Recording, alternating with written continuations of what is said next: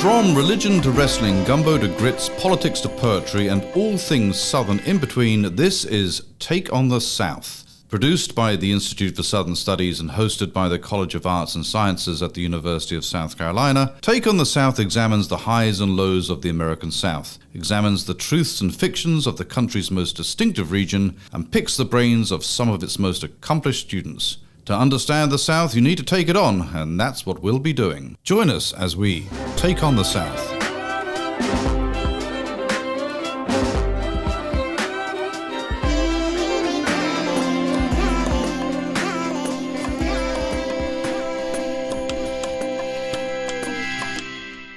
Today's guest doesn't discount these arguments, but he does add to them in his pioneering book, Aggression and Sufferings, Settler Violence, Native Resistance, and the Coalescence of the Old South.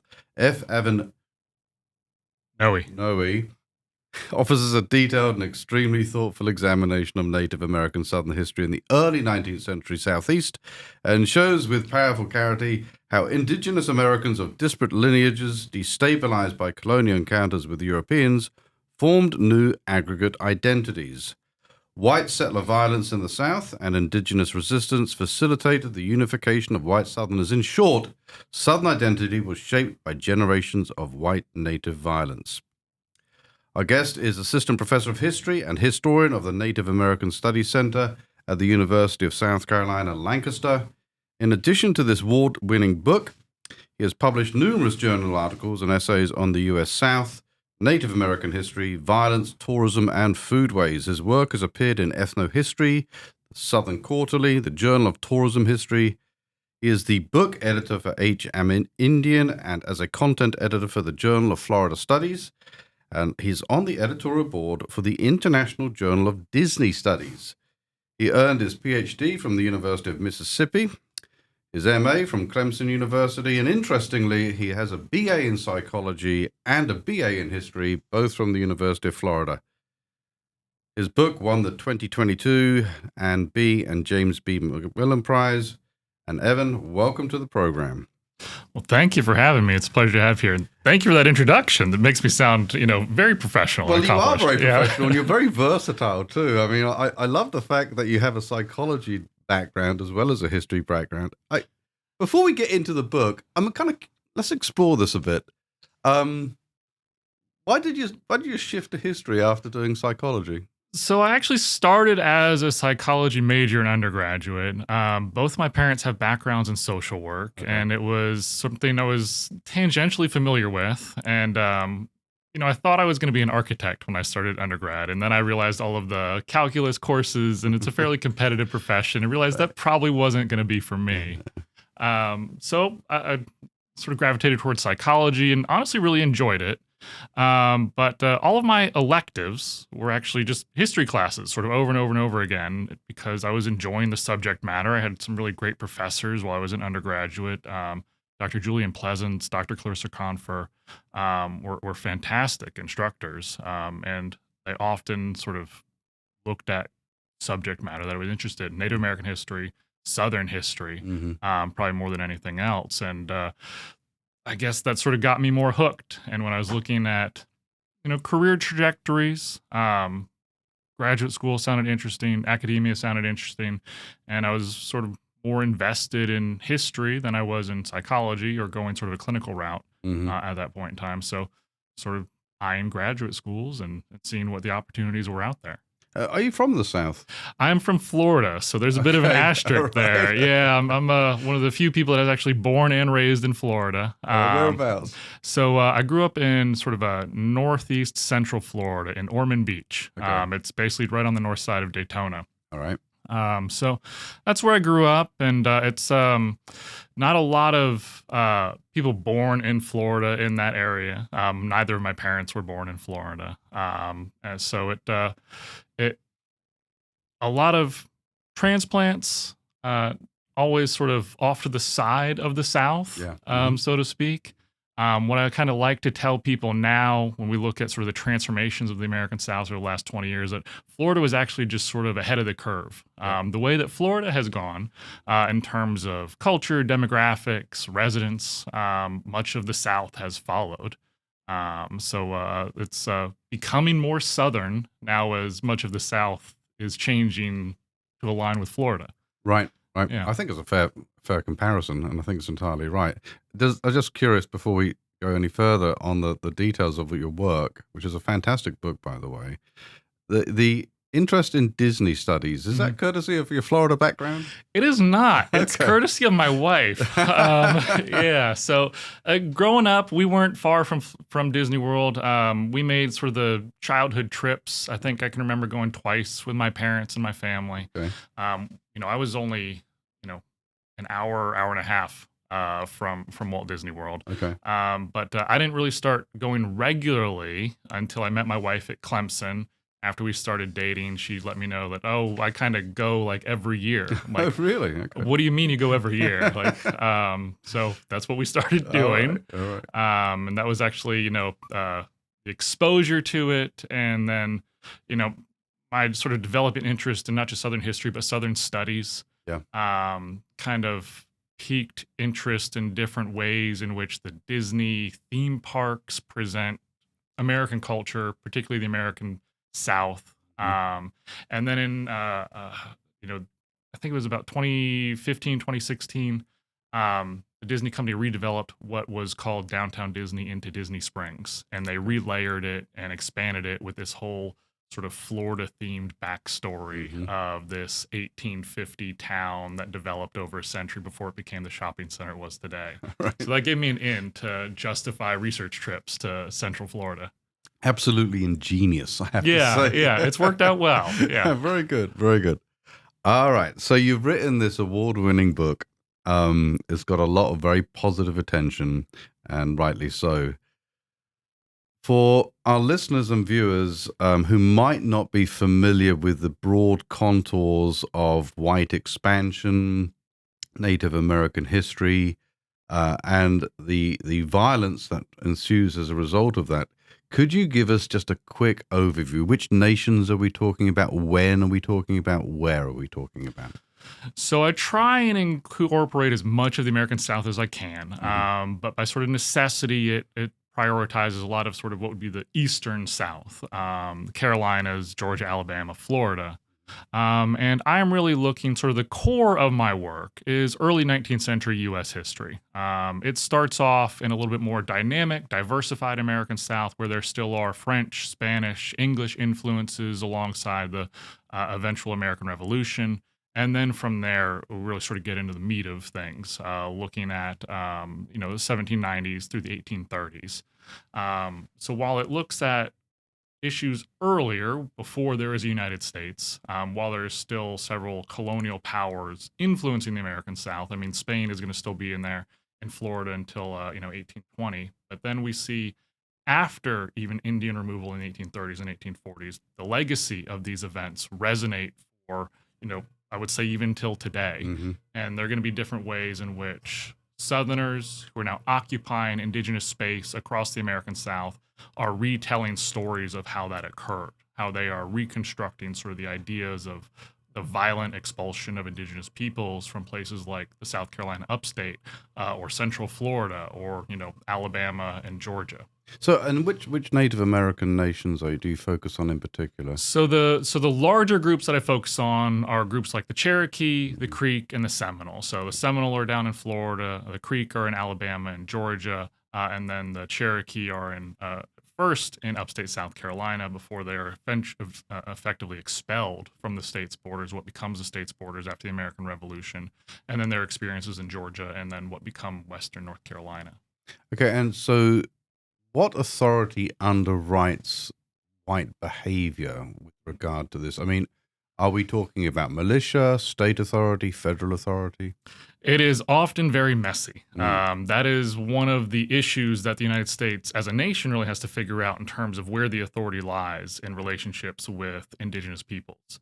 After the American Revolution, we see the Confederated government and then the constitutional government looking to try and assert sort of a unanimous control or influence between indigenous peoples and the United States as a federal government.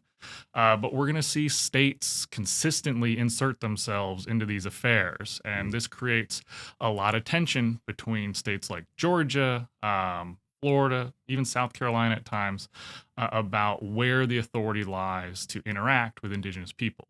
And we're going to see that indigenous peoples are also at times struggling to really solidify a single voice or a unified voice when addressing either a state or the United States federal government. We see a civil war break out in 1813 among the Muskogee people in central Alabama and western Georgia.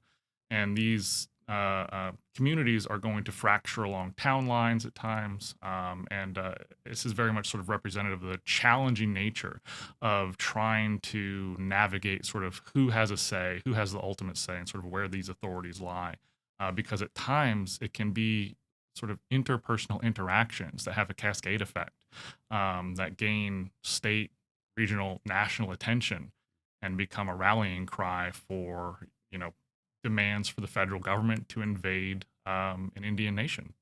So this is a messy, complicated story, isn't it? It absolutely is, and it's one that kind of winds its way in a lot of different directions. While I do sort of leverage this positioning between sort of settlers and indigenous people, we need to also recognize that indigenous nations across the Southeast aren't necessarily going to all have the same interests. They're not all going to have the same sort of experiences. And even within those indigenous nations, there's not necessarily always going to be unanimity, just like there isn't in the United States at any point either. Yeah. So, because it's messy and so complicated, um, tell me where your book sits in the literature. I mean, a few people have looked at this, but not many. This is not something that attracts a great deal of attention, I suspect because it is so complicated and a bit a bit overwhelming at times. It can be. In terms of where this sits in the literature and sort of the other histories that have been written on the American South, I'm pretty confident saying there really hasn't been one. It has been discounted and cast aside pretty regularly.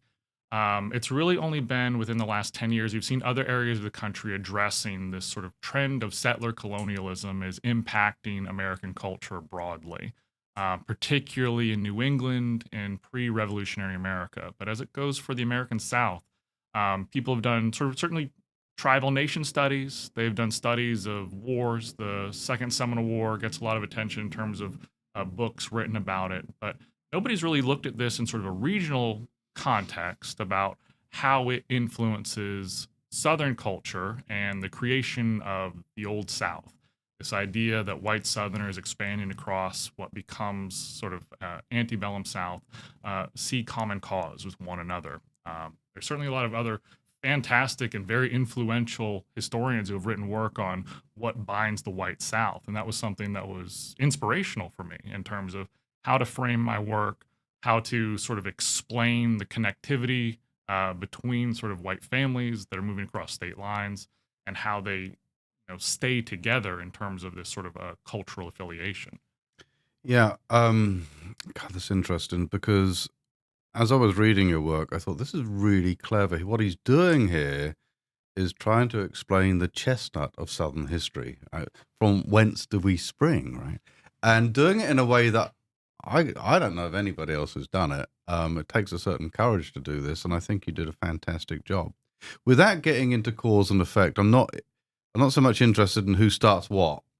Um, and I don't think that you are either. I think you're interested in the dynamic, right, of how this plays out. So what we have here is you've got settler violence and you've got Native American resistance.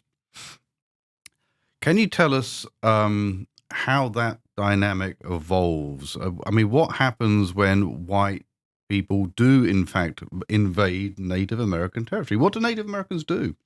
Yeah, so there's a wide range of responses, but sort of time and time again in my research and what made its way into the book was this story of settlers moving into or just up against indigenous land. Sometimes they wouldn't always cross the border, but sometimes what would happen is they'd move into sort of these buffer zones that was agreed upon where nobody would settle. And people from across the state or outside the state would see, oh, look at this empty vacant space. that we can now settle on. How did And they know it was empty and vacant? And how did they know what a buffer zone was? Like, there's no yeah. signs for this, are there? So there's not necessarily signs, but there are going to be sort of proclamations. I mean, famously, we have the Proclamation of 1763, in which King George is saying, there's this, imaginary line Right, across the colonies where settlers are supposed to stay on one side and indigenous people are supposed to stay on the other. They ignored that too. Well, it gets cleared out in a sense at one point, Right. but then there is sort of an apathy about maintaining this separation. Right. And in that apathy, you continuously sort of see settlers moving into these spaces. And that happens not just in the colonial period, but then, after the formation of states. This is going to happen routinely in Georgia and cause a lot of conflict. And so, indigenous peoples have avenues. They can certainly go talk to the families and say, you're on Indian land, you need to leave, which, generally doesn't necessarily motivate people to leave. Right. They can then contact sort of their sort of governance or leadership, who will then petition maybe the state governor or petition the federal Indian agent. And at times, you even have indigenous communities sort of writing directly to the president and saying, these settlers are moving into land that by this treaty we agreed on would not be inhabited. And early in American history, the federal government doesn't necessarily have the resources to really install order in these sort of borderlands between settlers and indigenous people. And oftentimes we see states, particularly in the South after 1800, not necessarily all that invested in, patrolling settlers from encroaching on native territory. I mean, Georgia is going to famously have, almost state-directed efforts to undercut indigenous land sort of within what they see as their state borders. So Georgia is attempting to basically claim authority over all of the land that it sees as the state of Georgia, in spite of federal recognition of indigenous land rights on traditionally indigenous land. I mean, it's a very spongy kind of geography, isn't it? I mean, this buffer zone and the inability to police, the unwillingness to police it in some instance. But all right, let's say they're in the buffer zone and there's conflict, and all of those avenues that you enumerated have been exhausted, right? What is the last resort for Native Americans?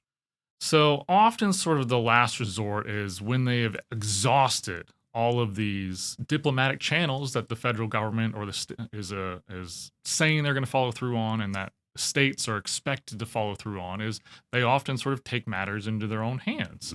They have been aggrieved and they have not been provided justice, and they have their own cultures of violence that have certain expectations about what is expected to be done. And one that certainly predates the arrival of colonists in the Americas in the Southeast is this concept of blood revenge. It is a family-based, clan-based expectation of sort of an eye for an eye mentality, that if you have taken one of ours, we will take one of yours. And that can extend at times to captive taking. But when we get into the late 18th century, early 19th century, it often focuses on sort of retaliations of violence. So if an indigenous person is murdered or assaulted, there's going to be an expectation that someone from the other side is going to be held accountable. And generally, the priority is to target the person who inflicted the violence. But in this clan-based, family-based mentality, the person who is sort of held up for reciprocity isn't necessarily always based on the individual who did the wrong thing. Okay.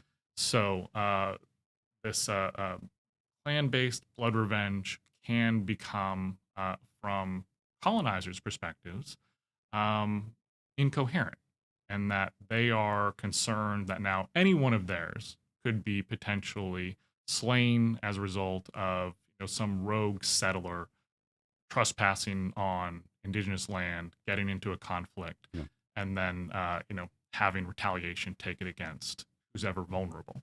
So it seems from some colonial settlers' perspective that this is capricious, it's unpredictable, which adds to this kind of instability, right? It is unpredictable from the colonial's perspective, but oftentimes they are aware of this procedure. Hmm. What becomes unpredictable is they don't necessarily know who's going to potentially be put in danger. Gotcha.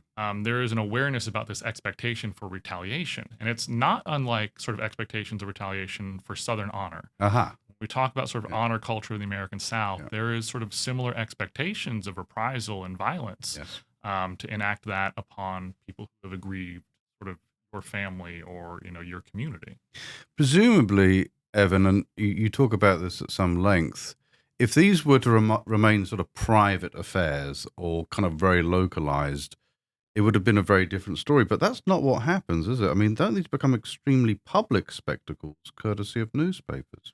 Yes. So the expanding press in the 1790s and certainly the beginning of the 19th century really offer vehicles to sort of propagate these tales of victimization. Hmm. That a settler who gets killed on a federal road that crosses through Alabama becomes regional news, and it can be sensationalized, it can be politicized, and it can be manipulated. Sometimes not necessarily telling the full story of what maybe the federal investigators found out. Oftentimes misrepresenting sort of the outcome. There are a couple instances I came across in which sort of an indigenous individual assaulted or killed a traveling settler, and they were executed by their own. Hmm. But that service of justice often sort of gets left out in retellings. So it is again this sort of re-engagement with grievance, this sort of manipulation of the historical events, and this is what becomes not just news in the local newspaper, but sort of by the nature of how printing presses and newspapers operate, you see sort of the same columns reprinted again and again and again and again, expanding outward from where this occurred. So they really become, in some instances, even national news about what's going on in terms of settler native violence in the American South. It strikes me that that's kind of critical for this imagined community of grievance, right? It spreads and it populates. Absolutely. And then it becomes a point of conversation, and quickly it becomes a point of history, right? Mhm. So that's the history that's being written, and people draw on that to justify their own appalling behavior later. Certainly, just like historians today use newspapers as historical evidence, people in the 19th century who are writing some of these early histories of the state of Tennessee or the state of Florida or the state of Georgia are looking both at the limited primary sources, usually federal documents that they can get their hands on, but they're also looking back at these newspapers. Yeah. And these newspapers become sort of unchallenged sources when you write sort of the first history of Tennessee.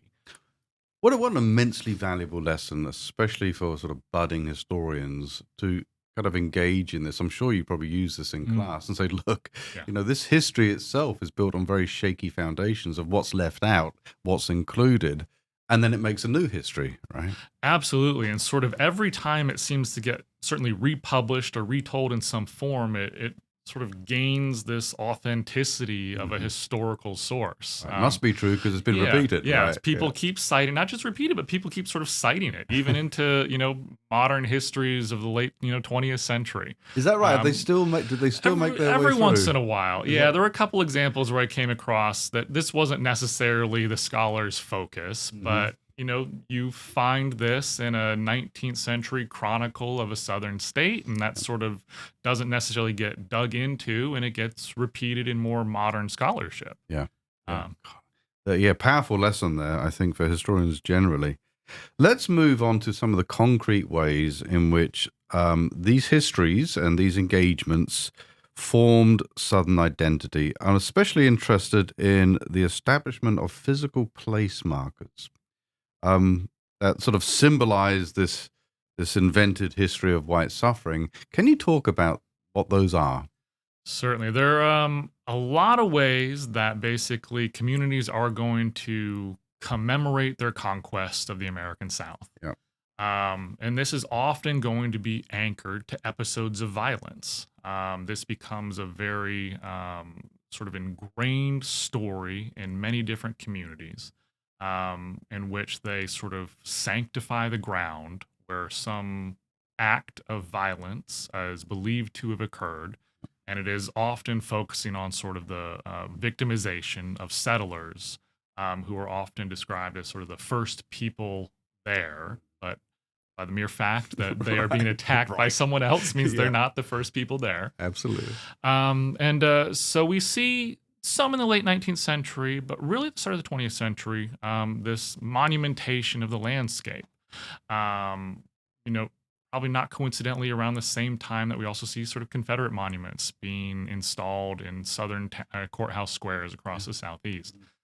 We see this wider reflection on a sort of settler colonial past and a settler colonial victimization that has carried through generations, whether in sort of these local histories or just family memories.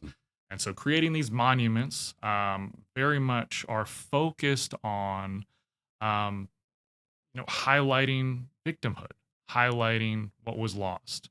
And just like those Confederate monuments, they take a very sort of selective, highly edited perspective on the American past. And for South Carolina, we can look pretty locally at what becomes popularly known as the Hampton Massacre Monument. And this is in Greer, South Carolina, in the upstate, where in 1776, the Hampton family moved into an area that was disputed territory.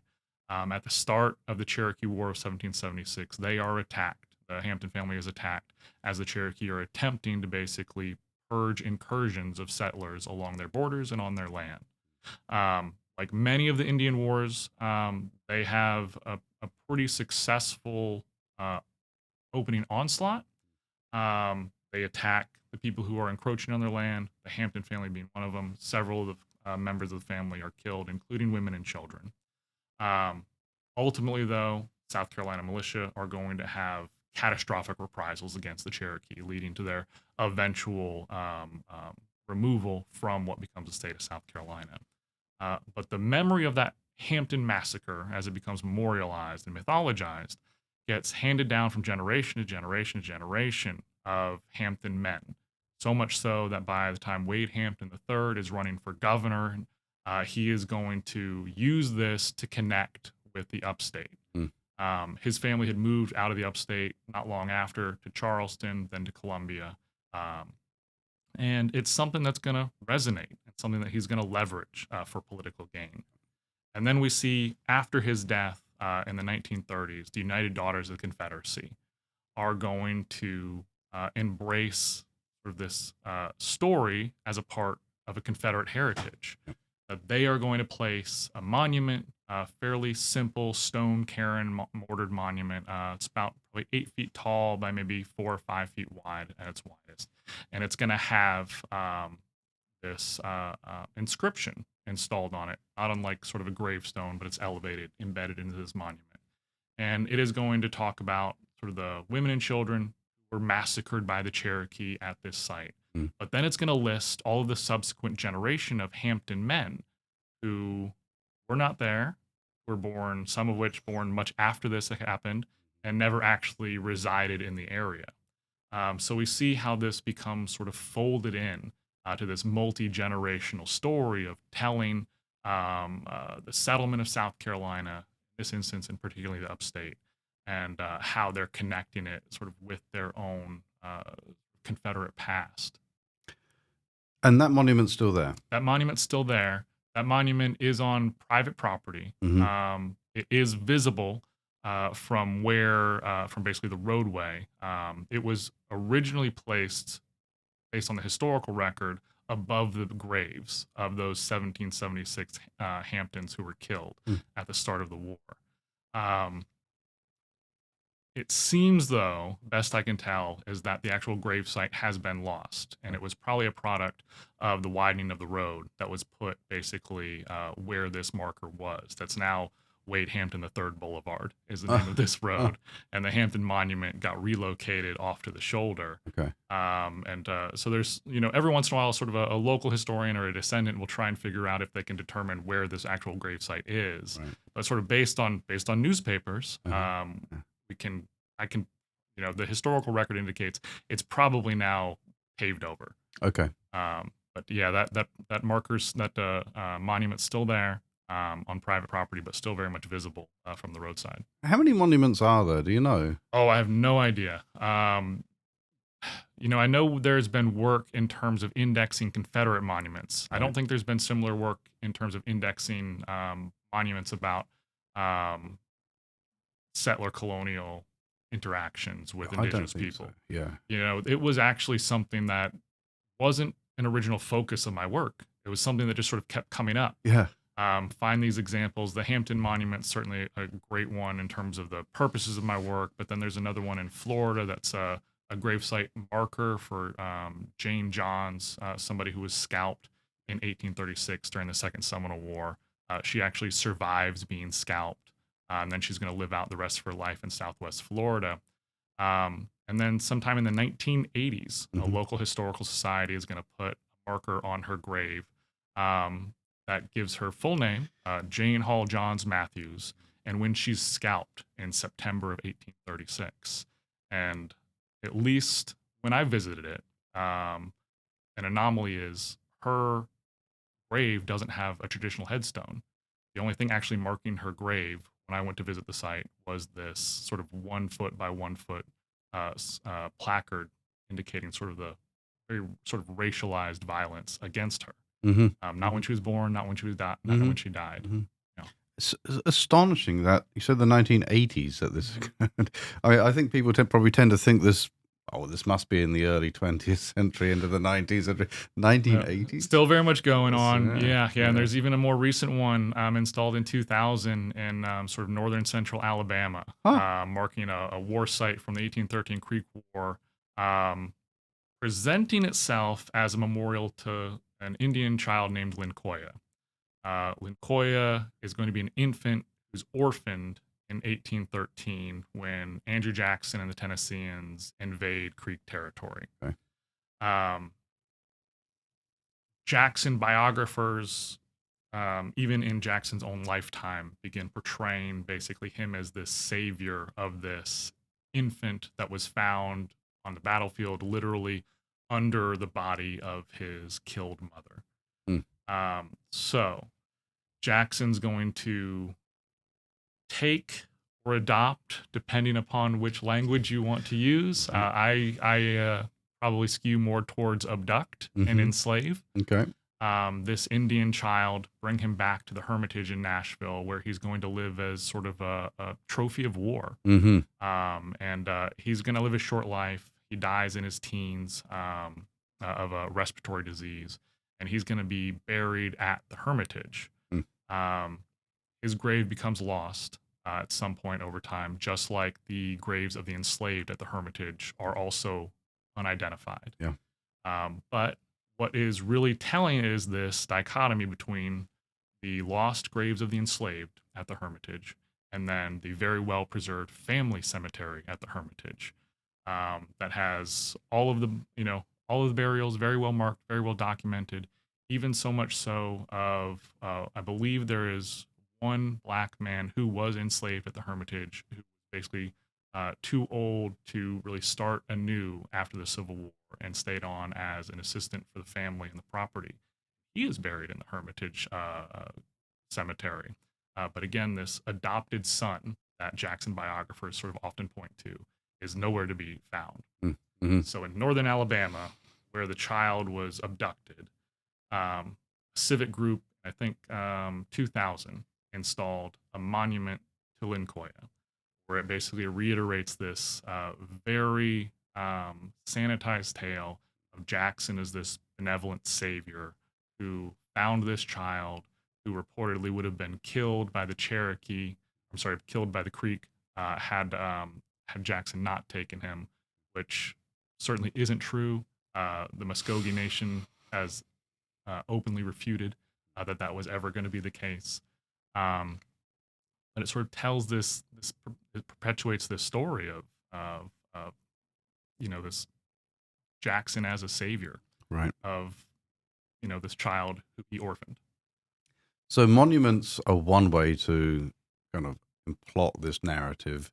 Place names too, right? Can you talk about place names? Yeah, so there's some really great work on Native American history across the nation, how so much of the country is named for indigenous people who no longer remain. Mm-hmm. Something I found in the Southeast is that there are oftentimes going to be place names that then get attributed to interactions with indigenous people. Mm. There's Murder Creek in, I think, Conecuh County, Alabama.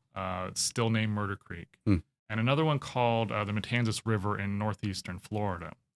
And they often get sort of convoluted retellings about why they have their name in the historical record. Murder Creek is one of these interesting ones where there's sort of local folklore about supposedly why this creek got its name. Uh-huh. So there's these stories that basically Creek Indians had supposedly killed a bunch of settlers. And that gets passed down in oral tradition, eventually written into a travel journal, Yep. and presumably then sort of becomes well known. And looking at some of the more sort of nuanced, specific historical records of what supposedly happened on this creek is it's a bit more convoluted. It's a bit more sort of integrated in terms of who's involved in murdering who and what happened. And it seems to be that probably the more accurate story, rather than just Indians killing white people along the riverbank, is that there's actually sort of a band of outlaws made up of both indigenous, black, and white people sort of traveling together, robbing people. Mm. One of the most, one of the more sort of violent members of this posse is actually sort of a white outlaw, sort of running from prior criminal, running from criminal prosecution, I think back in Georgia. Mm. So it gets homogenized down. Sort of the black presence, the white presence gets erased, and who it's just Yep. Indians Yeah. killing white travelers. And this is a story that gets retold even after the Creek War concludes in 1814, very much at a time when the Creek are suffering, but still present in Alabama. Yep. So it still sort of perpetuates this idea of indigenous people as a threat. Yeah. And then over in Florida, you have the Matanzas River, that translated from Spanish means slaughter.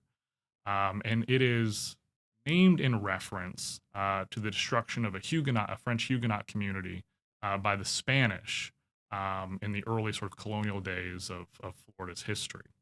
But I came across an interesting sort of retelling of this tale about where the river gets its name, and that it wasn't the Spanish killing these French colonists, that it was Indians killing these French colonists.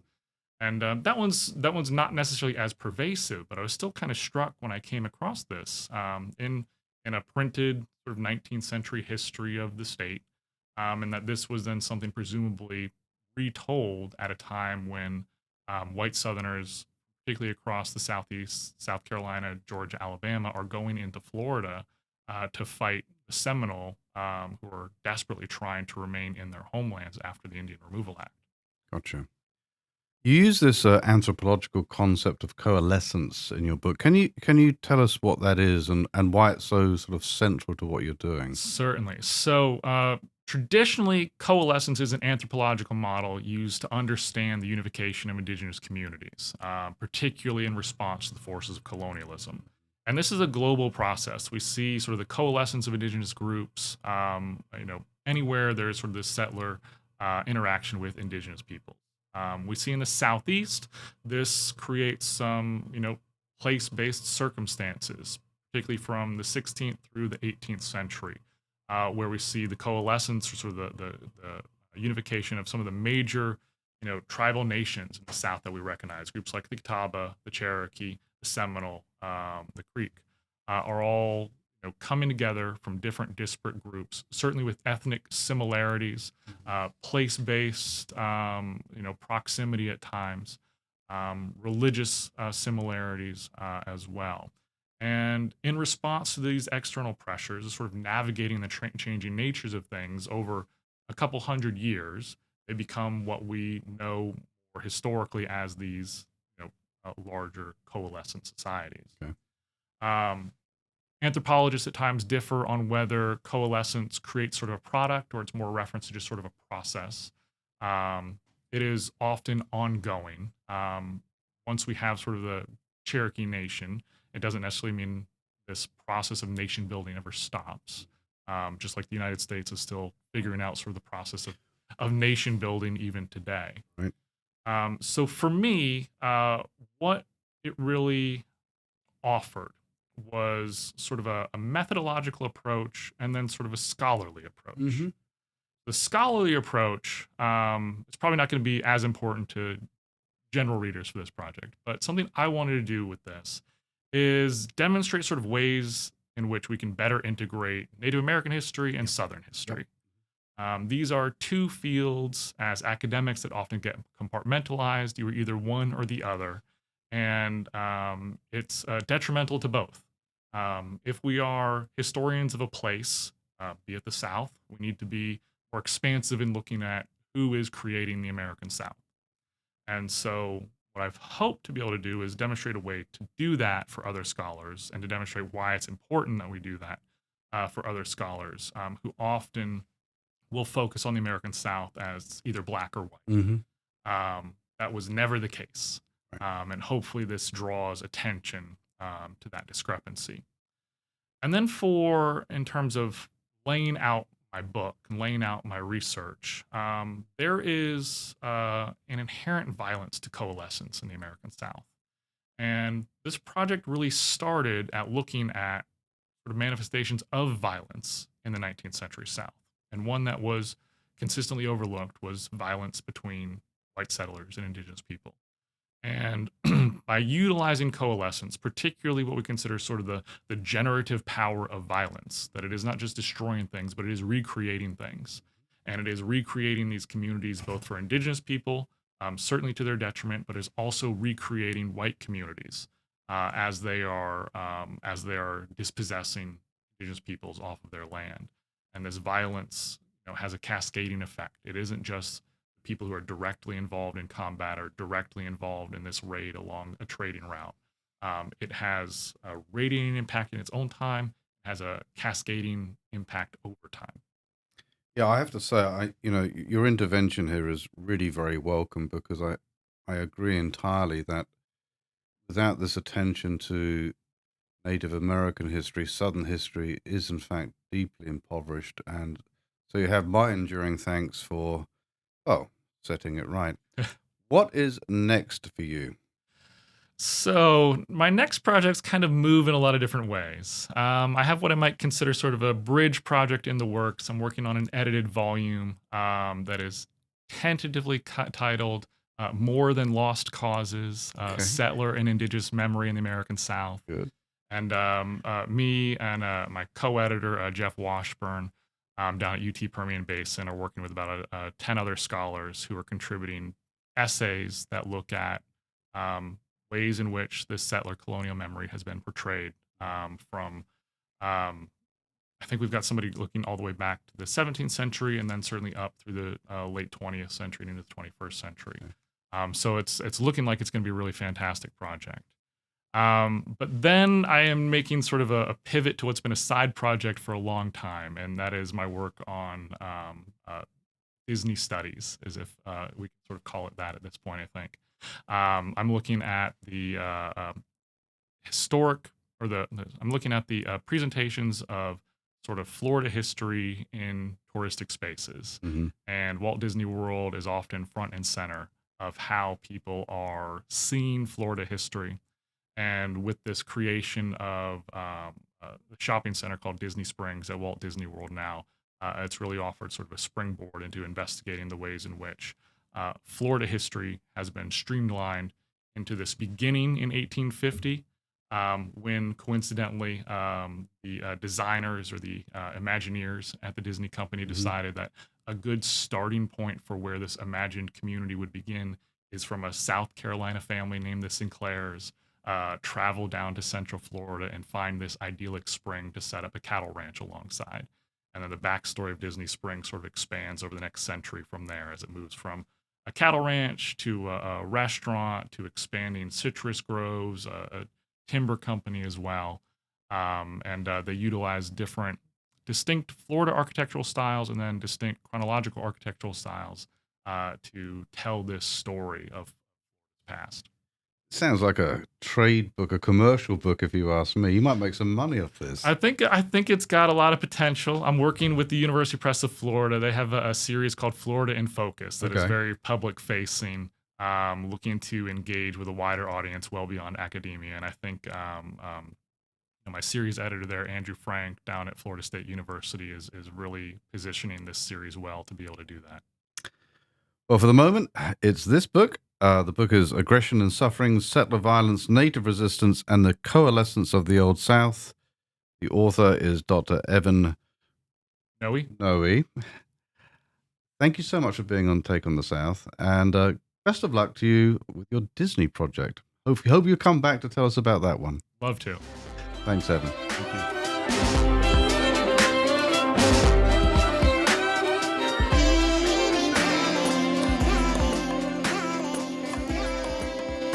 That was our Take on the South.